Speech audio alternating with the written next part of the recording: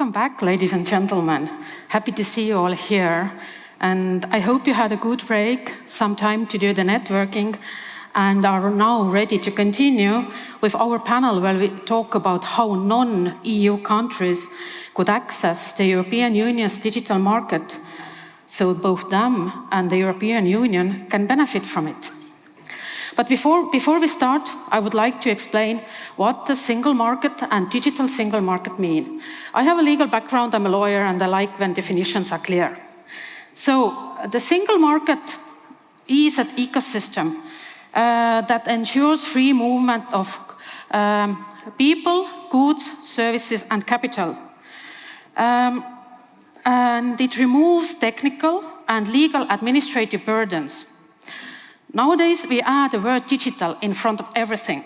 So digital single market, on the other hand, removes key differences between online and offline worlds by breaking down all the barriers related to cross-border online activities. We are talking now mainly about the EU digital market, but the same principles can be applied to any ecosystem, any region, or communication between different countries. European digital single market has interest in many different countries as well. For example, Japan and the European Union have signed the framework of cooperation concerning the digital domain, and there are plenty of other examples. Japan is not a candidate country and not become a candidate country, but we can also talk about Ukraine, who is a candidate of joining the EU, and they are also interested in accessing the digital single market. So today we will focus on both topics. And this takes us to the discussion on how non-EU countries can benefit from the single market framework. And without further ado, because I'm not here alone, please allow me to invite to the stage Mr. Illia Rodin, Dr. Silvia, Mr. Oleksandr Kozlov, and joining us online from Brussels, Mr. Tanel Tang. Welcome.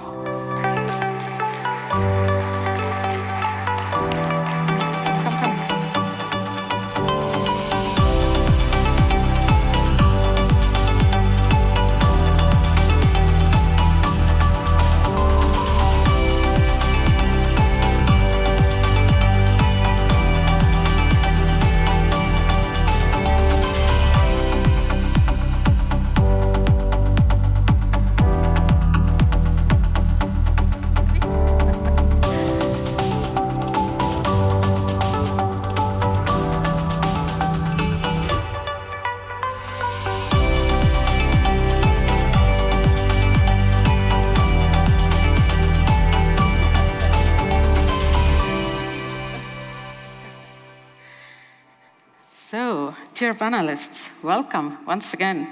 And before we start, I would like to encourage our audience to ask questions using the workshop app, so we can address those things what interest you the most at the second part of our discussion. Ready? Let's start. Tanel, are you with us? Yes, I'm with you. Good to see everybody. Perfect. So my first question is addressed to you. So on June 17, 2022, European Commission endorsed Ukraine's candidacy. So by recognizing the substantial progress what has been done in digital integration, aligning it with the EU frameworks and regulations. And it was also connected to joining the digital single market.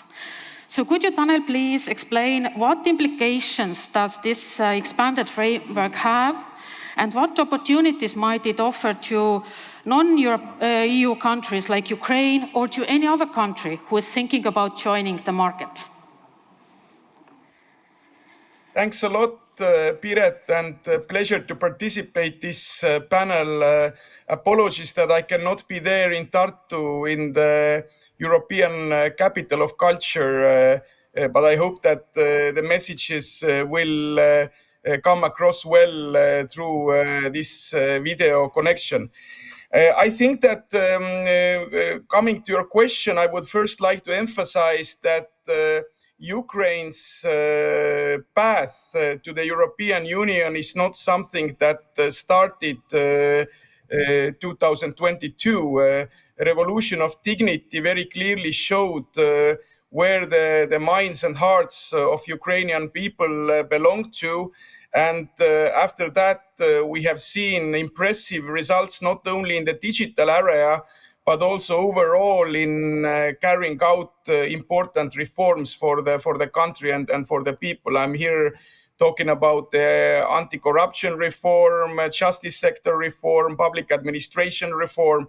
So it is very important to understand that this decision in 2022 by the Commission and then later by the member states was the result of years of efforts by Ukraine. And of course, a very important additional element is the fact that Ukraine tabled the membership application just 5 days after Russian aggression had started. Now, what does it mean for Ukraine?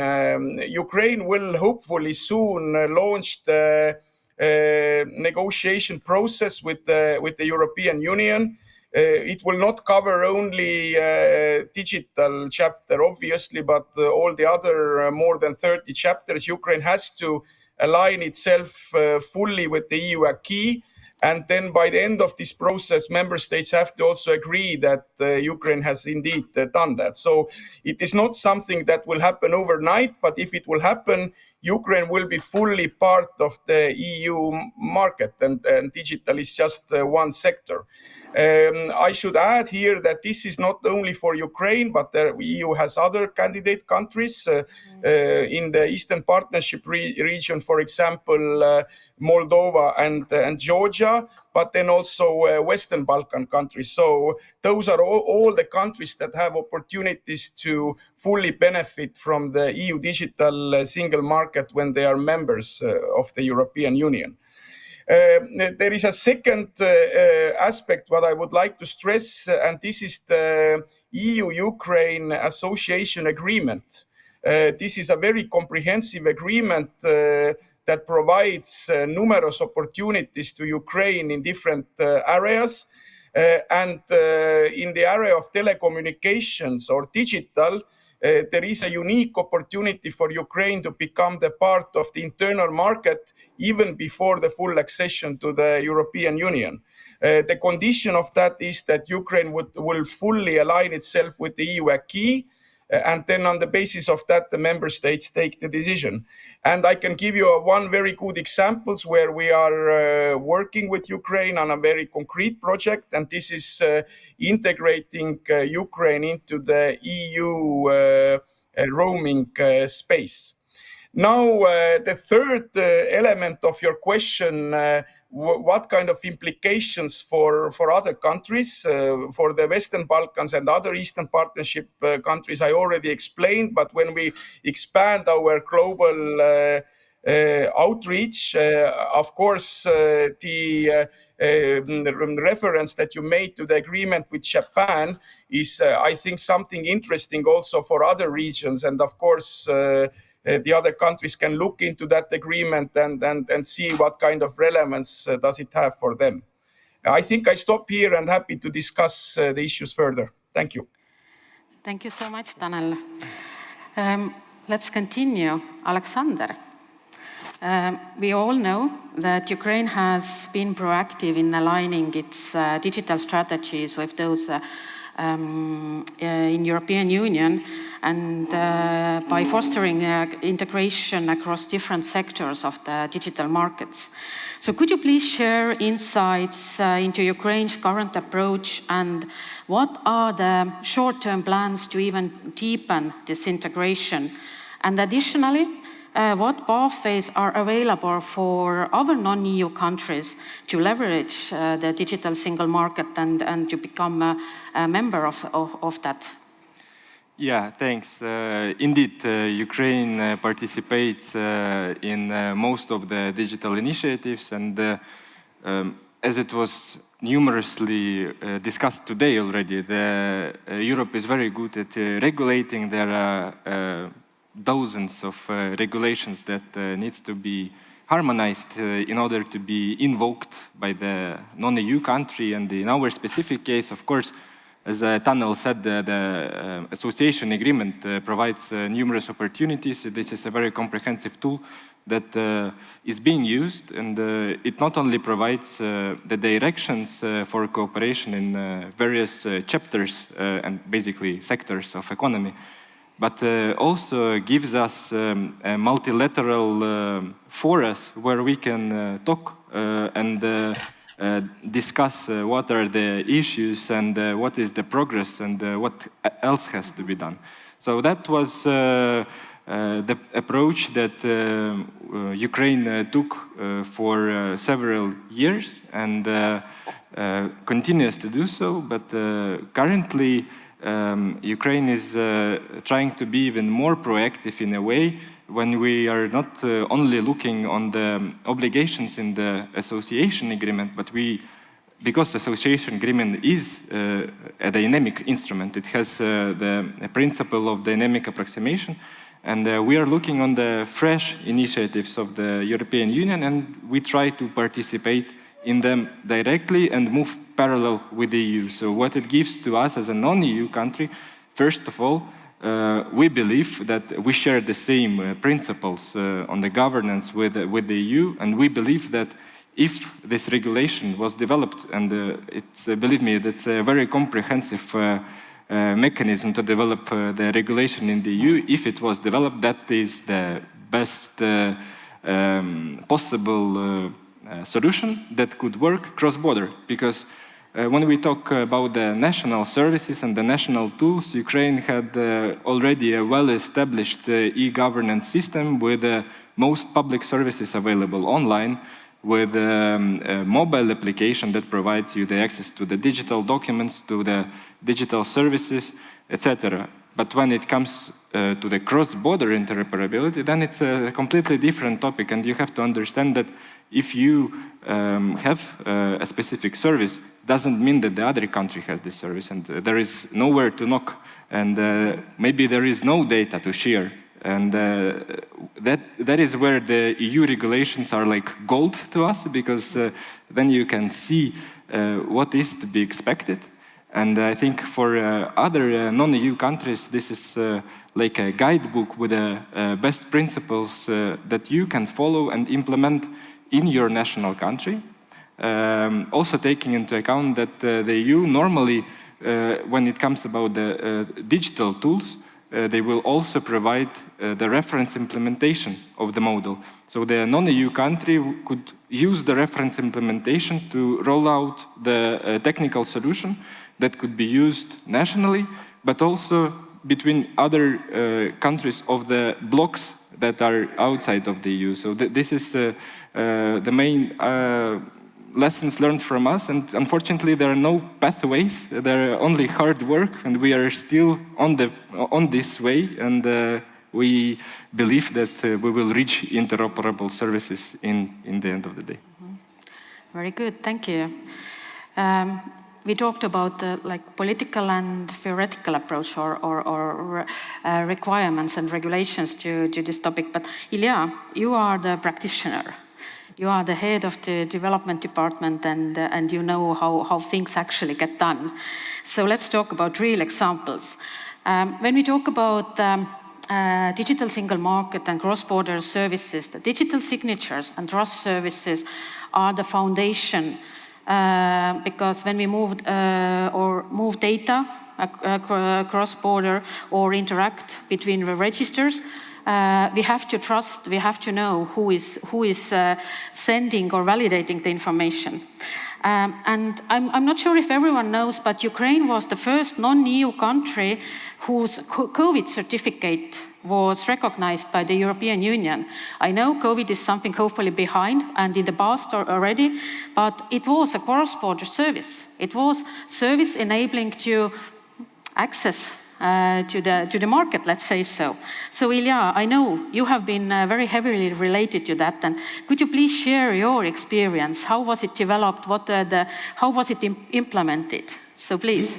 Yes, so first of all, cross-border recognition and mutual recognition, it's not as simple at all.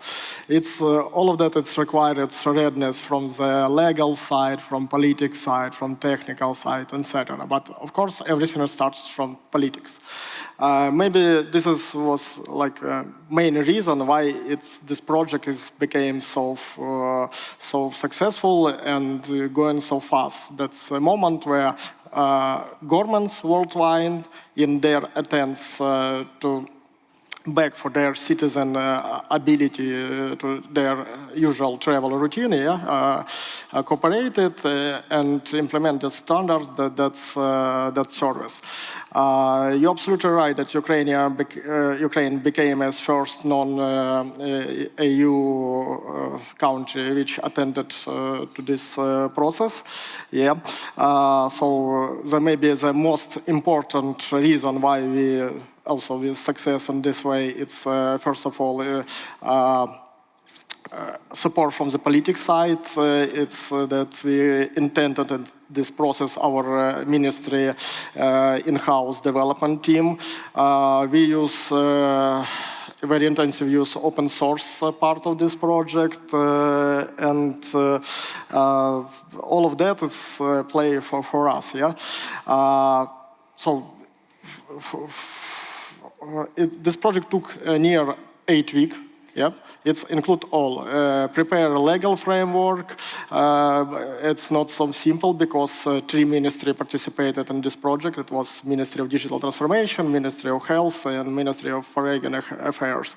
So development phase and testing. And testing is not so simple because it includes not only internal team testing. It also includes international testing across all participated countries in this project. Yes, and as far as I remember, maybe it was near 200 tests for each type of certificates. But we did it, so everything became happy with that. What else? About cross-border document recognition, everything is more complicated. First of all, because at least for this moment, biggest part of the country has their own standards of electronic documents, and some countries even don't have it. We believe in a great future of EU digital wallet. This is the reason why we participated in potential consortium. And our ministry team, our partners, it's not only a government organization, it's also a commercial, private organization. We believe in great future of this and want to provide for our citizens this experience as so fast how it possible actually. Maybe in case of trust services, maybe the biggest advantage of our couple of years that is recognition Ukrainian digital certificate and attend us to EU trust list. Maybe as far as I know, our certificates, PKI, added to the European trust list, and it means that our Ukrainian digital signature can be recognized as advanced digital signature across the Europe. So, for example, Estonian citizen can sign some documents with Ukrainian citizen by the electronic signature, and that will have a strong legal base. So it's working in real life. So very good. Yep. I think we can come back to the trust services a little bit later. Yes, sure. So thank you. Silvia.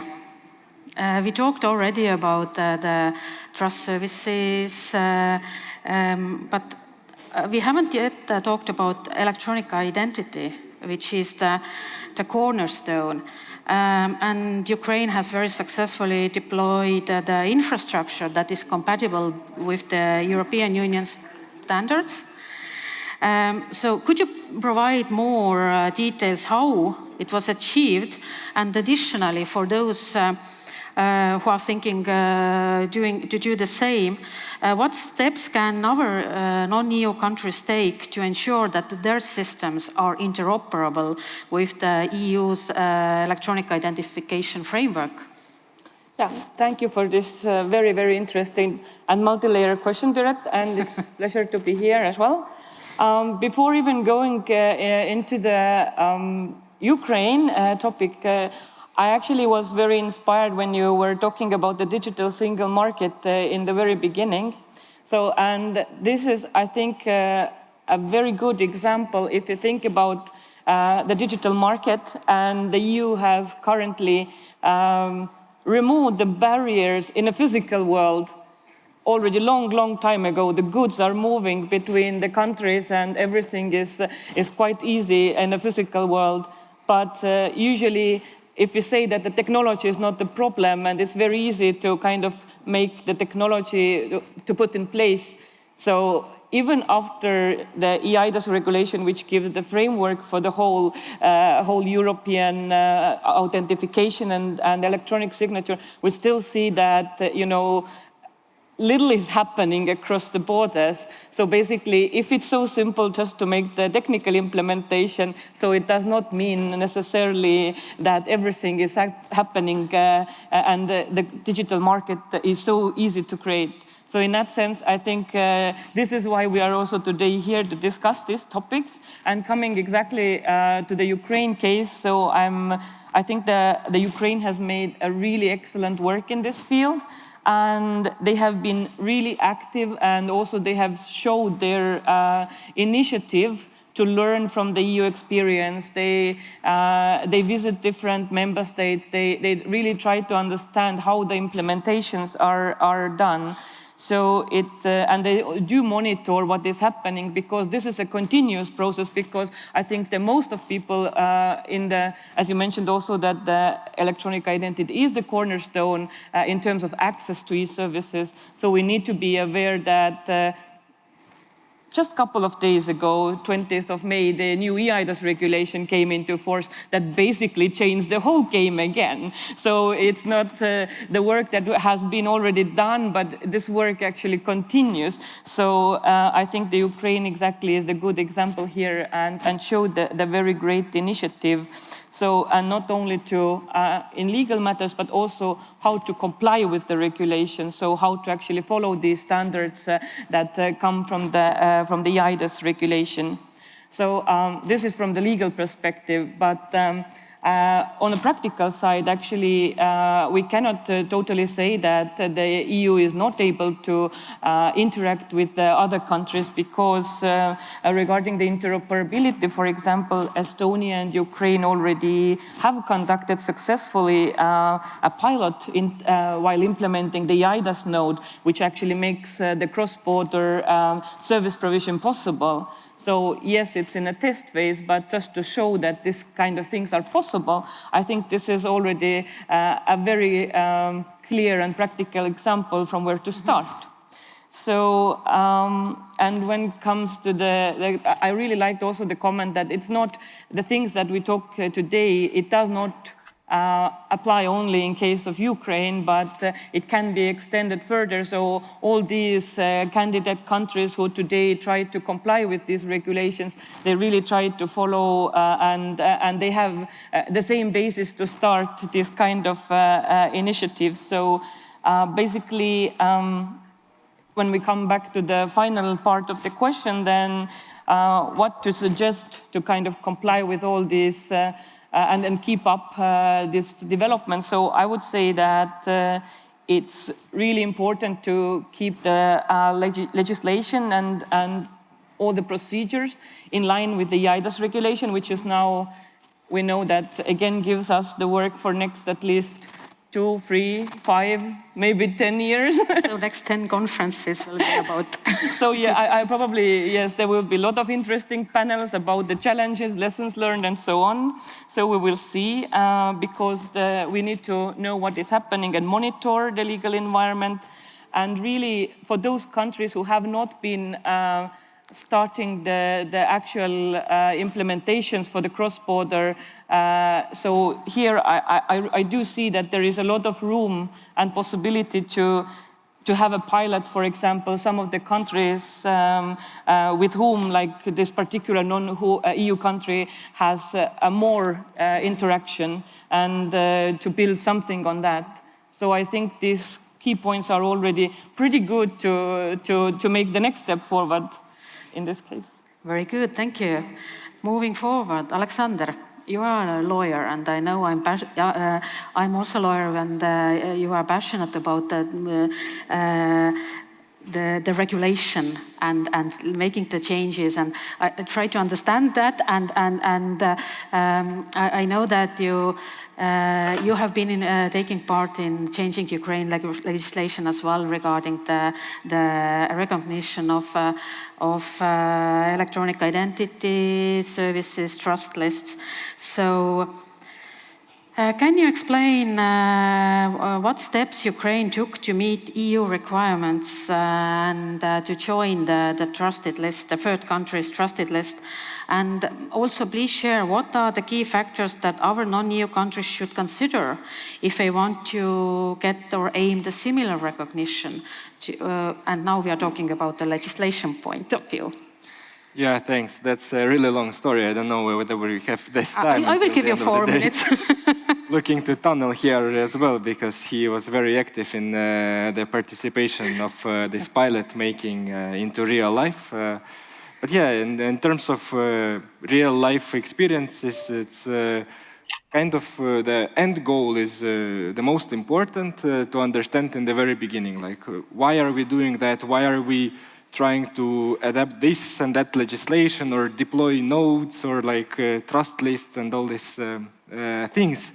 It's you have to make a reference to the real world. If you sign on paper something, whatever country you are, the people tend to believe that this is your signature. Sometimes this amazes me. Like it works like that in the real life with ink and paper, but you don't believe in digital certificates issued from another country. But of course, to believe in the digital certificates, legislation comes to help, and even more importantly, the governance structure underneath the legislation. Because legislation is one part, of course, it's tricky, and it depends on the national structures, how the legislation is developed, how it is revised, how the stakeholders are managed. And for Ukraine, it is not easy, I can say. I don't know how it is in other countries, but normally it is a long process. But even more important part is the actual implementation of this legislation, and to showcase that the principles that were harmonized and the rules are actually enforced. That is a really tricky part, and that is where trust comes from. And this name, trust list, trust services, we're all talking about, this is actually to perform, to do your homework, and then to be able to demonstrate that this was really achieved. And trust is a two-way road. You cannot unilaterally claim that you are sure that everything is done right. You have to demonstrate with independent audits, with reviews, with a supervision mechanism, and all this will, in the end of the day, bring us to trust. Also, the technical things are not the last in the queue here, because under all this digital signatures identification are very comprehensive standards that are actually developed and endorsed with help of the European Commission. And we are very grateful that there is such work. And then we all as a community, from whatever country we are, we can use the standard, advise the standard. It could be European Standardization Organization, International Standardization Organization, but we can reuse this knowledge and put it into the global scale. I think that is the beauty of ADAS regulation and the aims underneath this regulation. And if the countries are really looking into that, this is something to start from. And for us, we started from digital signatures and this trust list related to digital signatures, because again, we started from the end goal. really we had a huge amount of requests because people had to prove the documents they have, and the digital signatures is not only who signed the document, but it also provides the integrity of the document, the origin of the document, the time of signing. So it is really a great tool if you need to prove something in the world. And we used that, and again, about the private and public partners' involvement, this is also a beauty of the European regulation, that it always keeps in mind the private partners' involvement. And for these initiatives, we have involved a private partner from Baltics, actually, it's called Dokobit, and it provided the support for Ukrainian signatures. And whoever now can use the portal for their private relations, if they want to use the digital signatures with Ukraine and forget about sending the tons of papers via the trains or buses and then keeping all this storage at your rooms, they are welcome to use that, either by public service providers, because Diia team provides this service to everyone free of charge.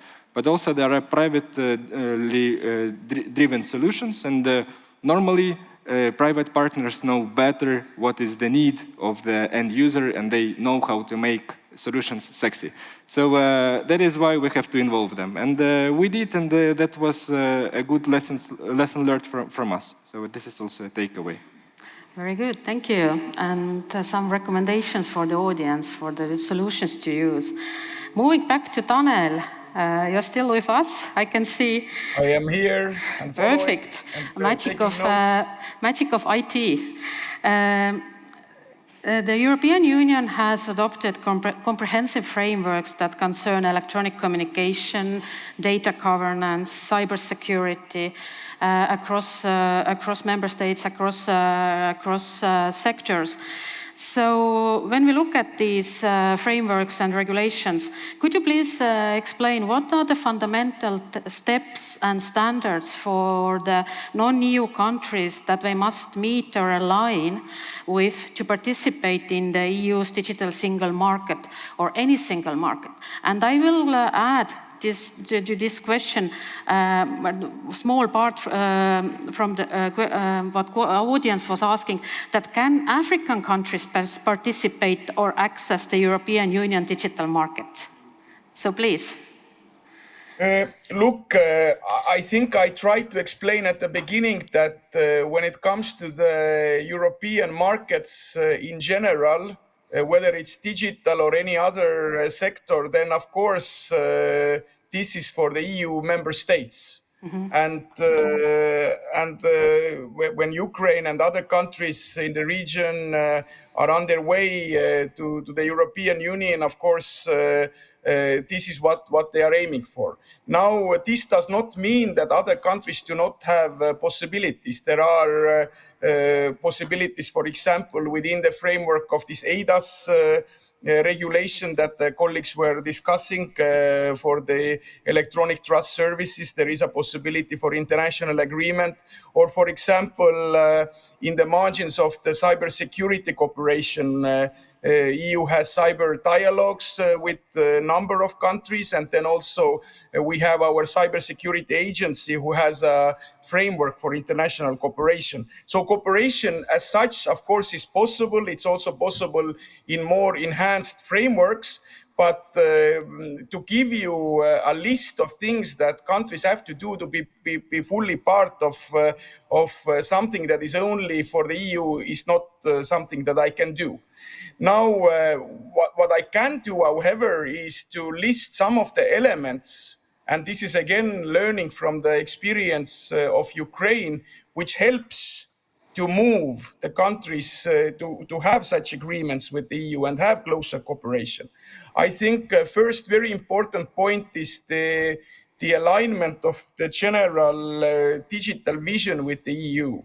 And I think that here, I mean, I could go to details, that we have a, requirement for the independent telecom regulator, that, there has to be a functioning market on the ground. But I think at the moment for us, the most important thing is really that our partner countries align with the EU toolbox for 5G. This is very important for us, and I mean, this is in general a criterion for taking on any kind of cooperation with a third country. Now, I think another important element is the fact that the country has to prioritize digital transformation.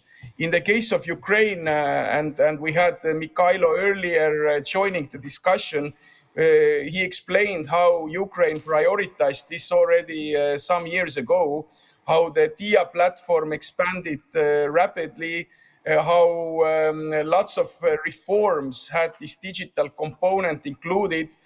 So this is very important for us, that we see that the digital transformation is politically prioritized, and there is also administrative capacity within the government to carry those plans forward.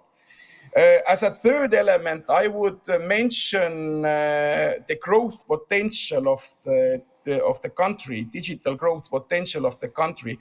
And here, of course,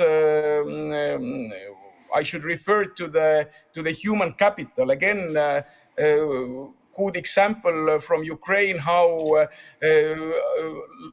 much of people there are in Ukraine with very good technical expertise, which can be tapped into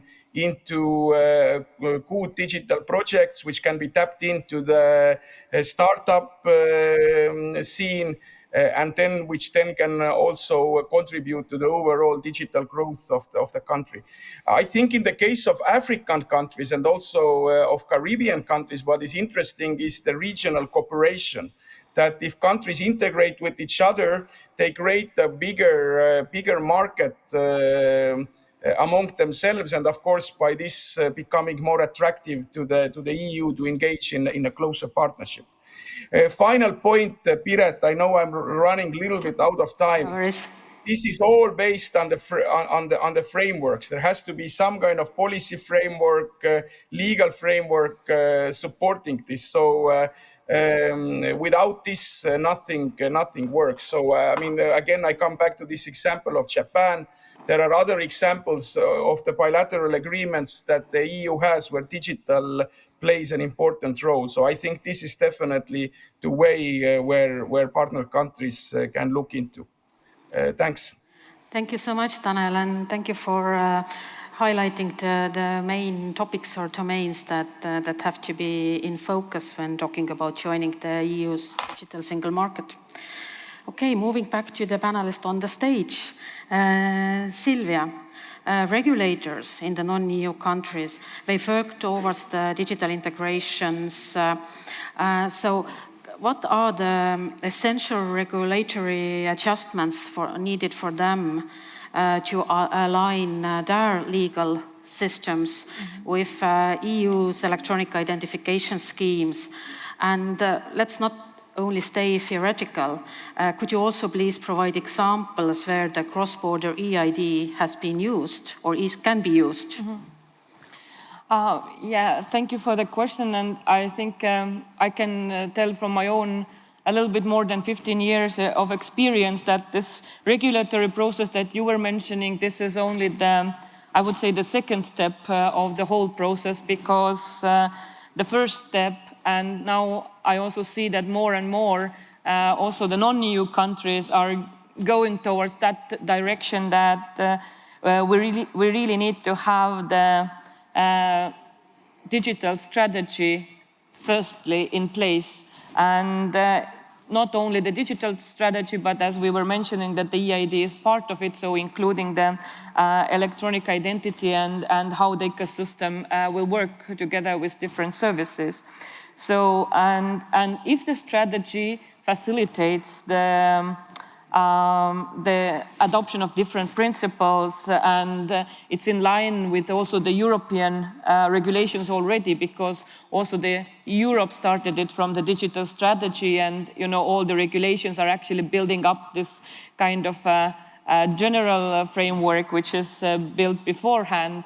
So I believe that when we have like common standards, when we have also the common standardization principles, these are actually non-binding, and they are coming from the documents that are not mandatory for any of the member states, because they are only enforced through the legal and legislation. So it means that these regulations that we are using to actually create the interoperability, these are free, or all countries can follow that. So it's nothing EU specific, so nothing stops us to implement ISO or I don't know, whoever, ENISA or whoever creates the standards for the particular content. So I think this is and we are not talking about EID, we are talking about much wider context. We talk about the cybersecurity, we talk about the data exchange, we talk about the also the different principles that enable the cross-border service delivery in general.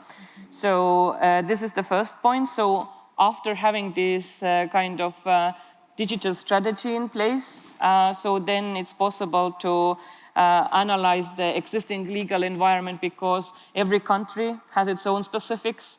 So in that case, we can evaluate the maturity of the particular country and say that, okay, we need to regulate as much, or maybe we have already something in place and we can rely on like existing data protection rules, and or we have a good digital infrastructure enablers, regulations in place, and so on. So I think this is the one part of that. And you were also asking some practical examples. So I think this is also I like when Lucas said that, the cross-border aspects is not used, or it's underused. And I fully agree with that, because in Estonia, we are so used to that. We are using e-services on the daily basis. But when we are looking at the statistics, how much the Estonians use the cross-border services, then the picture is actually not that good. So we have also the room for improvement. And it does not, again, mean that technically it's not possible. So it is possible, because already today, in the same implementation we already mentioned, so through the EIDAS nodes, it's possible to use your own country EID to access the other countries' e-services. So basically, it's possible to log in using the Belgium EID and use to log in the Estonian business registry, or use the Estonian tax and customs board e-environment, or also the e-population registry that is probably essential for those who kind of move temporarily to Estonia, or register their address in Estonia for temporary residence, and so on. So these are already existing use cases that we have. However, yes, they are not used as often maybe as we like. And actually, I also very much liked what Oleksandr said about not only engaging the public sector authorities into this process, but also we have a private sector authorities that already could benefit from the existing system. So, for example, in Estonia, we do have the central authentication service, which is called Tara, and it's used mostly in I think 90% of the biggest service providers already today. However, it's not available yet for the private sector service providers. So it actually, if we could bring it to more accessible also to the private sector service providers, so they could also benefit from it and make the access to their services more easier. So I think these are maybe the practical examples, and I really hope that I didn't want to advertise it before, but when it comes to interoperability, then if we have a break coming, so everyone can check and go to the EIDAS dashboard website at the European Commission one, so it's quite easily Googleable, so you will find it. And they have recently implemented a tool where you can actually check if you are one of the EU member states that which countries you can be interoperable with. So it's actually a visual chart and it looks kind of cool. So you can make this kind of a little exercise during the break and see where you can use your EID already. So, and I really hope that someday we will also see not only the 27 EU member state flags, but also maybe some non-EU country flags to appear in these lists. So, yeah. Very good. So something to do beside networking during the break. Amazing. Learning all the time something new. Yes. So you already mentioned services, and I think it's a good way to go and ask Illia about the service development. During the full-scale war, a lot of Ukrainians had either to move inside the Ukraine to find another place to live, or move outside the Ukraine to another EU countries, for example. And this showed us how important it is to provide digital services to enable access to the government services. But not only with your own government, but also the cross-border services to get access to the services the other countries are providing. So could you please share your experience in developing digital services and cross-border services during these difficult times? Because you have been in the center of the action starting from the day one. Yes, unfortunately, you're absolutely right. So Ukraine in a state of aggressive war from the side of Russian Federation, and many of our citizens currently is outside of Ukraine. So, and our government try to help them as how it possible. Thanks to cooperation with our Ukrainian or our European and not European partners, they have opportunity to use their digital documents in real-life practice. And this is especially important in the face of the fact that many of them is left their house literally with nothing, yes? So, or their house was bombed and documents fired. And digital documents is only one way to be recognized and prove yourself somewhere. So we had solved a lot of technical and not technical problems during the last few years, and for this moment we have already many examples of cooperation and cross-border document recognition, not only between government but and with the private companies for our citizens. If we're talking about our internal displaced person, that we launched for them service for so keep the status, receive finance assistance, registry for the damage, and actually a lot of other services. But maybe most important is it's finance assistance. First of all, this service have very powerful anti-corruption effect. Why? Because it's based on the use of colored money. So it means that you can't use that money for some not proposed reason. Yeah, this money is kept under the strict audits from the bank side, and you can use them only for some target goals. Yeah. What's next? In addition to that, we develop a lot of service related to the army. For example, we have a service where our citizens which stay on an occupied territory can inform our special service about actions of occupied army. this service is based on the NATO standards. What else? Also, we provide service where our citizen can inform our air defense system about moving of the rocket or drones from the enemy side, etc. In total, our ministry have in a pipeline currently near 260 services. Yep, it's too much. Maybe one of the most interested from them and which we want to launch in nearest time, it's e-marriage. So yeah, it's also a cross-border service. You can use it wherever you want. You should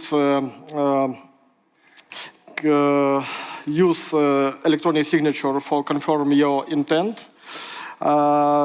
And actually the process of wedding is going through the video translation by broadcast. So, yep, that's have a lot of fun with that. Okay. Of course, all of that is possible only with strong support of our government and our international partners. We are very appreciated to you with that. So thank you so much. Going forward together. So yes, thank you. We are moving to the questions from the audience. Thank you for the questions. You have been quite active. And the first one I would like to address to Oleksandr. It comes from the delegation of Mozambique. So could you please share what were the first challenges you have faced during the implementation of electronic identification, especially the identity proof? And you can reply based on your personal experience, but Silvia can also add if needed, so please. If we will talk about the challenges that was in Ukraine. So in Ukraine, we had an electronic identification system that was developed for decades already and used quite intensively. And normally, it always starts from the moment when some officer has physically verified the person and the identity of the person. And then, based on the level of assurance to the electronic identification mean, the technical measures as well as administrative measures to manage the electronic identity of this person would reflect to the either high, substantial, or low level of assurance. Because if someone was even physically identified, but then the EID mean is not protected against unauthorized use, there is no real-life confidence in this EID mean. And in Ukraine, one of the most used EID means is bank ID. It is used with the help of the national bank, administered by the national bank, and it is built upon the presence of the person when the person is opening the bank account, and then the digital identity is linked to this service. So currently, it is widely used to authenticate person to have some kind of online service, but normally only to authenticate. It does not have the opportunity to have the digital signatures. So for the digital signatures, we have a solution that is now widely used and developed by Illia team for Diia signature, basically used. It can be used for identification of the person, but also for the signing of the documents. Because in Ukraine, normally to receive the complex service, you would not only have to identify yourself, but also sign some kind of legally binding application or document. And that is why you need the digital signature also for that. And currently, of course, there are different factors of authentication that can be used. And the solution of the Diia signature is used the most available factors of authentication to provide the highest available protection of the EID mean. It is possession-based because the underlying private key is protected with a hardware security module, but also with a protected environment of the user device itself. The knowledge factor is the unique PIN code that is used to create this digital identification, but also on top of that, the possession factor is the biometrics and the facial recognition system, which connects the information received, collected from the user device, and then calculated with the information that is stored in the public register. So that is like the main takeaways from Ukraine. Thank you very much. We have quite a lot of questions from you, so I will ask now from Silvia. In your opinion, can EU's European Union's electronic identity regulation be used as a role model for global frameworks or as a universal standard? Oh, that's always a tricky question to ask, right? I know. That's why I think someone was asking that. Well, I think the question is already answered because as there is no unified standard for the electronic identification so far, so many countries already have used the European model in their implementations. We already talked about the Balkans and also some African countries. They have used the example. So I think the process is just continuing. So as the Europe matures with these regulations, so basically I think also the regulations just become more solid and other countries just can follow them. So I think, yes, of course they can, but definitely they need to be still modified for the context. So it's not about the regulation, because as we were talking in the very beginning that, we can regulate, we can do all the other things, but we need to have also some other components to make the e-governance work. So the digital literacy and so on, education, as the president mentioned in the beginning, and so on. It's very good that you mentioned capacities and digital literacy, because this is the next question, and I will address it to Illia.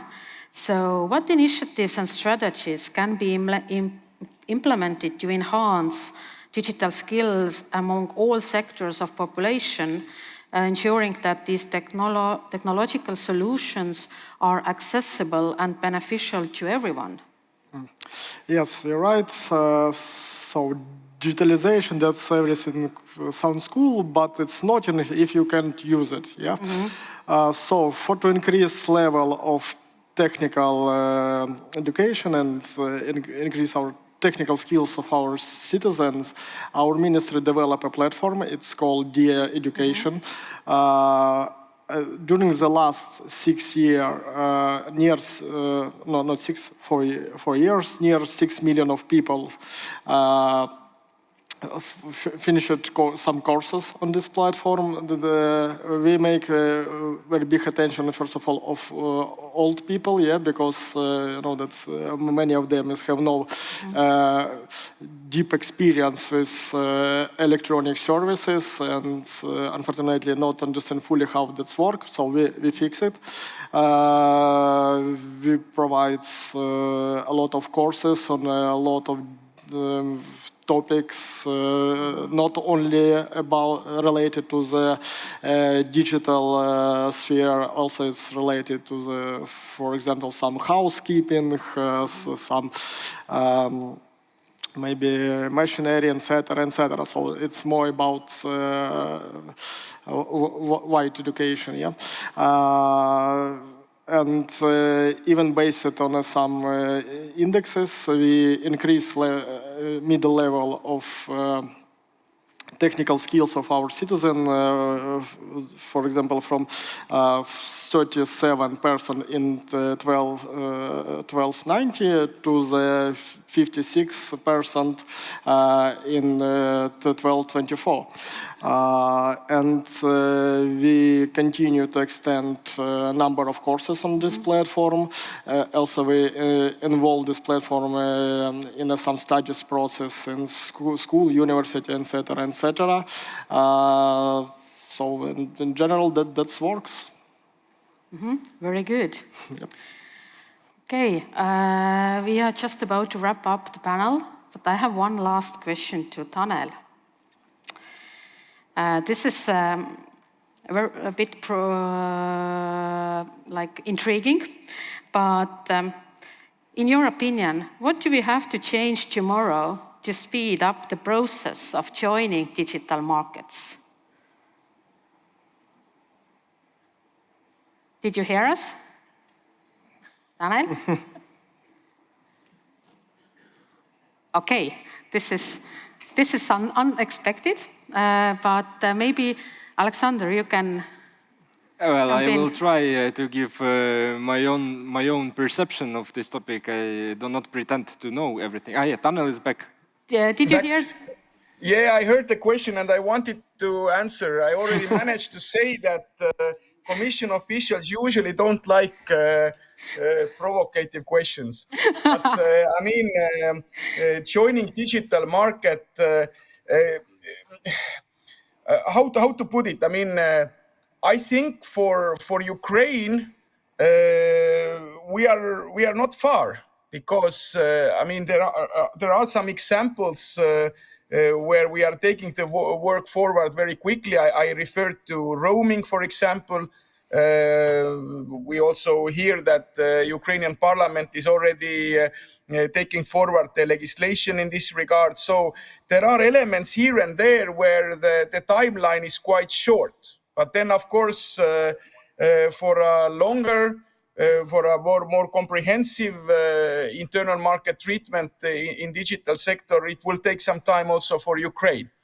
Now, when it comes to other countries, I think Ukraine is in that sense an example of doing a lot of work ahead of actually the possibilities which have been granted to Ukraine later. Because, I mean, roaming is a very good example because before the war, Russian war against Ukraine, we didn't really talk that concretely about this thing because it's also sensitive for EU internal market players. But this war and all the support that we provided to Ukraine provided a political opportunity. Now, for the other countries, for example, when we talk about Western Balkan countries, what is very important is this regional integration that is taking place. And then, you know, we encourage this. We also provide support to this.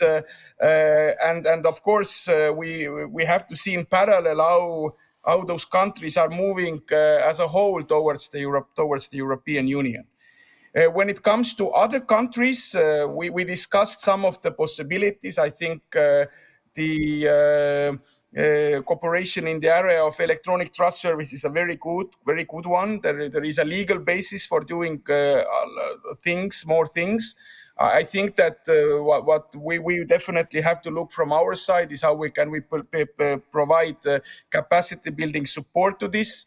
I should also add here that it's definitely nothing that will happen tomorrow.